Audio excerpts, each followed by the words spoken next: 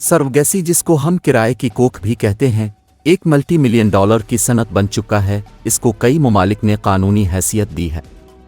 Colombia में ये ना तो कानूनी हैसियत रखती है और ना ही सख्ती से इसकी ममानियत है। आखिर किराए की कोख है क्या, और ये अमल किस तरह मुमकिन होता है?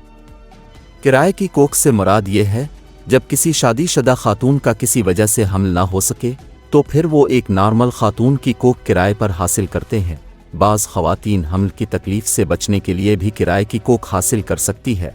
पैदा होने वाले बच्चे का DNA किराए की कोख हासिल करने वाले जोड़े से मैच करेगा। इस खातून को सर्वगैसी माँ भी कहते हैं। इसके बदले इस खातून को अच्छा खासा मुआवजा दिया जाता है।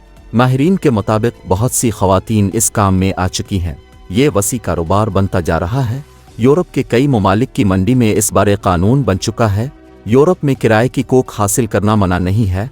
इंसानी हुकूक की वकील ने इस अमल को इंसानी हुकूक की खिलाफ वर्जी करार दिया है। इस अमल से तर्क ताल्लुकात, ख़तरात, बच्चों की स्मगलिंग और जिनसी इस्तेहसाल का अमल ज़्यादा हो जाएगा।